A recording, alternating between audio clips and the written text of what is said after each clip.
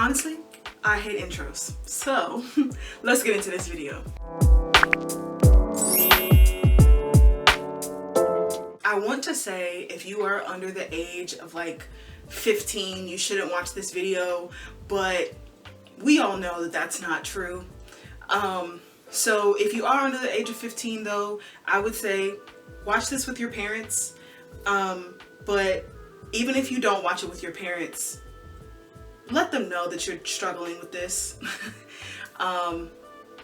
Yeah, this is the story of how I overcame my porn addiction. If you follow me on social media, I posted a carousel on Instagram on Saturday, and a couple Saturdays ago, or was it last Saturday? I don't know, I can't remember. But I posted something on social media that basically let people know that I had struggled with watching pornography and that God had delivered me from it. And I thought that it was just gonna be like a one and done, like I posted, you know, everybody could say, you know, wait, me too, like God delivered me too, and then, you know, we all sing Kumbaya and like ride off into the sunset. What I didn't take into account of is that people wanted to know how I did it. And so that's what this video is. So a little backstory. I actually, when I was going back to think about it, I actually was introduced to pornography rather early, but I didn't actually partake in it myself until my early 20s. So I was actually introduced around maybe 10 or 11 years old. I was trying to watch a certain show like bootleg on the internet, and you know those sites have all the weird, you know, clicks and all the kind of stuff on the sides. And so I was really interested in what this was because I'd never really talked about it with my parents at the time. I wasn't really a part of the group at school that would talk about it either.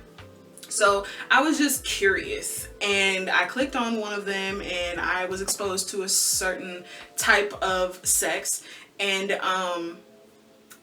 it was just intriguing to me. It wasn't necessarily anything sexual to me. It was like, well, what is this and why does it do that and why does it look like that? And I ended up with a whole bunch more questions than I had answers. But that was that. At 10 years old, I was exposed to it, and that was that. I never picked it up until my junior year of college. I was around like 22.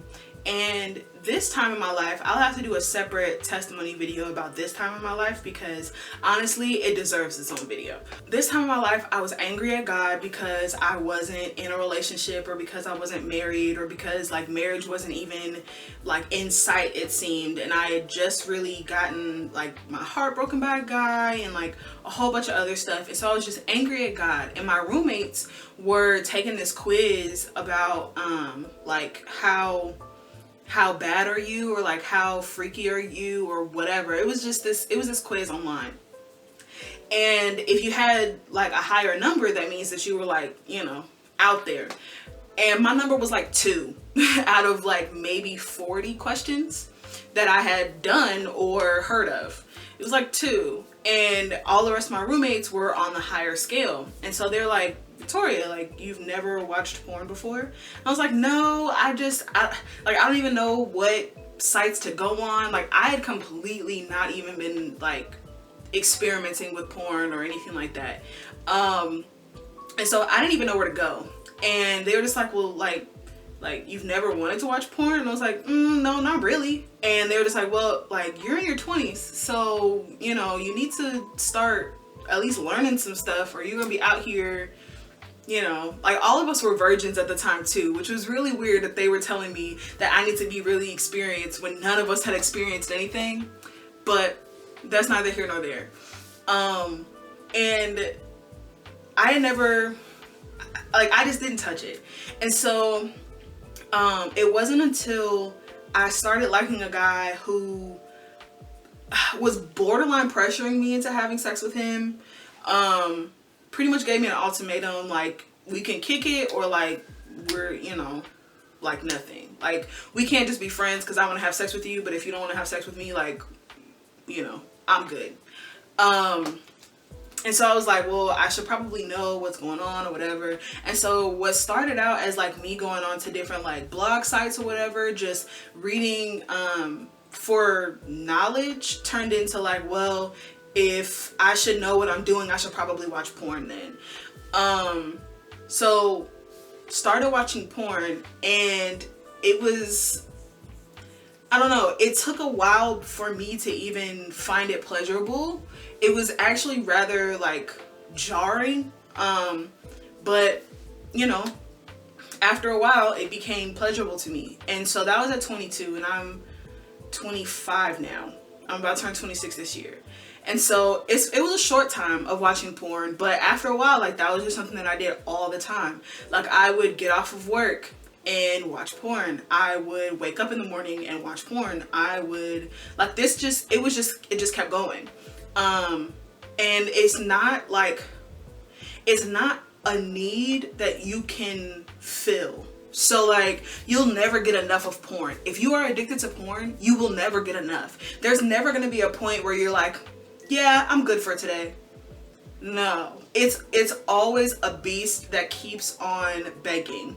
And so for me, like I said, like, my entire life pretty much centered around pornography for a good chunk of time in my day. And then if I wasn't watching porn, like, I was thinking about it, or I was fantasizing about it, or I was planning for it. Like, I made plans to watch porn. If I didn't do anything on a Friday night, like, that was my night. Like, it was a big to do for me.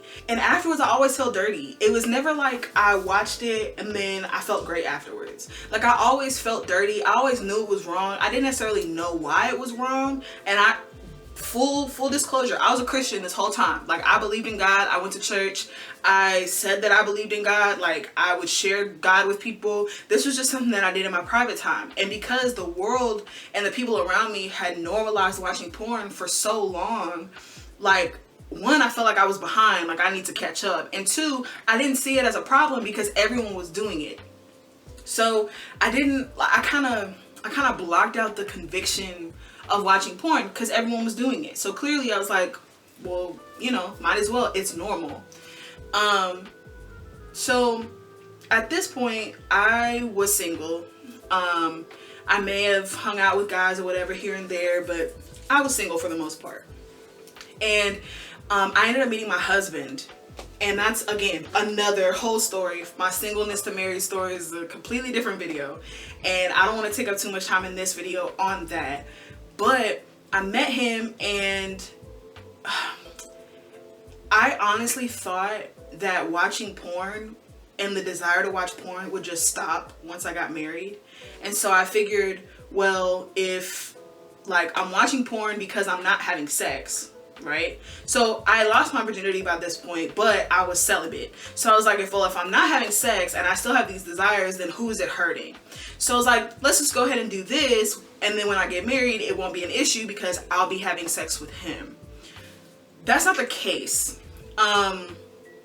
That's like the biggest lie I ever believed.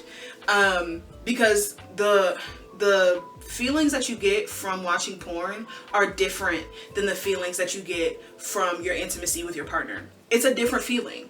Not saying that one is bad and one is good. It's just, it's different.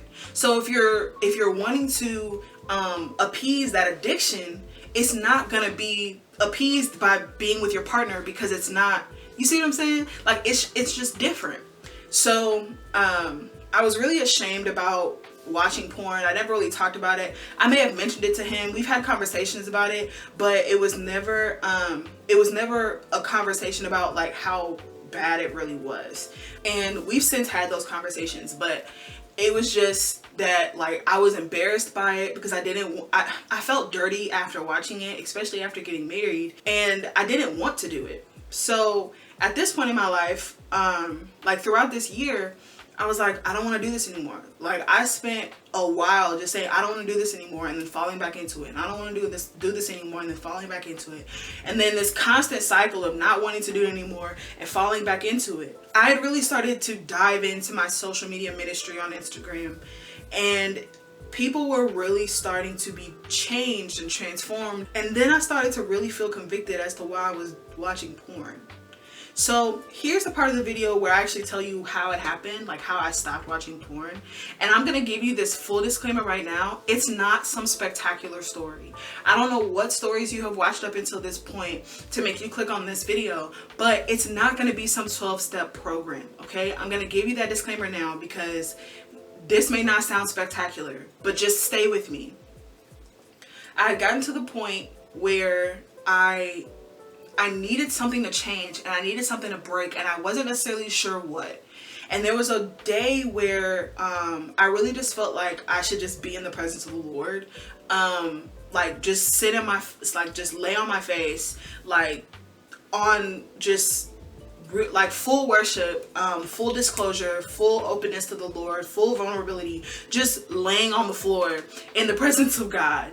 And I put on some praise and worship music. I praised, I worshiped, I ended up on the floor on my face like I planned on.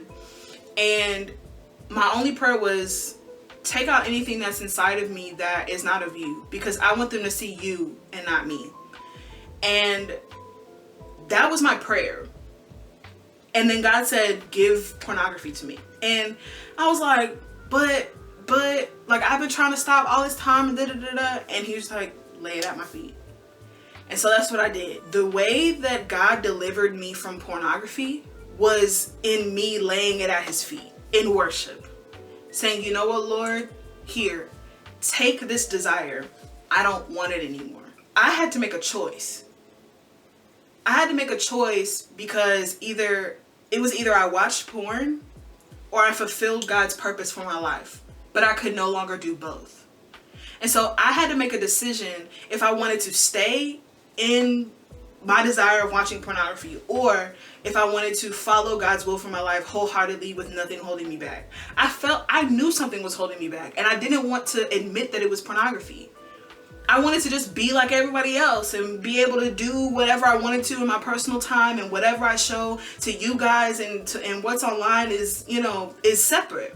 But that's not the case. What God was trying to do in you all had to start with me. So that was my crossroads, I guess. And so like on the floor in my bedroom, I cried out to the Lord and I said, you know what? I give this over to you. I don't want it anymore. It's not me. I don't want this to be me. And I don't want this to be the breaking point in my ministry either. And so I gave it to you, Lord. Like full surrender. Just give it to you, Lord. And that was it. And I didn't realize until the morning that I posted on social media about it that I had been truly delivered from it. And the enemy tried to make me feel embarrassed, like to post about it and to be honest about something that I struggled with like that, you know? But I really felt like God was telling me champions don't hide their victories. So if I was embarrassed about telling people, or I was concerned about telling people that I battled with pornography, he said it's one of two reasons. Either I didn't believe that he actually delivered me from it, or I didn't truly lay it at his feet. Both answers I didn't want to have. So I said, you know what? Okay, I will post it. And that's when I felt the deliverance from pornography. That was about a month ago. Like, the prayer was about a month ago. I posted about this a couple weeks ago. So, like I said, it's not something spectacular, but I want you to remember this. The Bible says to cast our cares upon the Lord, for he cares for us. But the beginning of that verse says to first humble yourselves before God. So to be able to take something that needs to be laid at his feet, to be able to take it off of you and lay it at his feet takes humility. You cannot deliver yourselves from pornography. I have tried all the apps. I have tried the blocking things on my phone. I've tried blocking like certain search terms. I've taken the private browser off of my phone. I've done all of those things. I have tried to shield myself from pornography, and I still ended up going back. This is the only thing that I have done that has actually worked. And so yeah, I don't have a 12-step program for you. And honestly, everyone's journey is different. But start by saying, you know what, Lord? I don't want this to be a part of me anymore. I give it to you. I surrender it to you. Whatever God does with it after that is on God. You gave it to him. He will remove it. But I do want to leave you guys with one thing. The enemy's going to try to come and tempt you with pornography again. And one thing that helped me was that I knew what I was going to tell the enemy when he tried to tempt me again. It's just a temptation. And yes, you laid the desire for pornography down, but he's going to try to bring it up again. And when he does, when Satan does, because he will, he's trying to get you. He's trying to get you in your intimacy. So he's going to tempt you again. But now, since you have laid it down at God's feet, you can pull on the power of God to resist the devil and he will flee. So I rehearsed what I was going to say to the devil.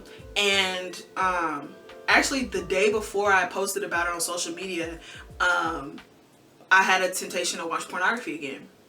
And it sounds so simple, but all I said was no. But it was a sure no. It was a final no. It was a no that came from the pits of my soul, because I didn't want to jeopardize what God was doing in my life. I didn't want to jeopardize what God was building in my life. So I said no. And then I reminded him, God delivered me from that. Like, that's not me anymore. That's not me. So you can go try somebody else with that. That's not me. Cast your cares upon the Lord, for he cares for you. But humble yourself enough to let him do it. That's all I got. Thank you for watching this video. If you haven't already, go ahead and click that subscribe button and click the notification bell to know whenever I upload. And follow me on social media at It's Your Girl Vic on literally everything. And I will see you guys next week. Bye.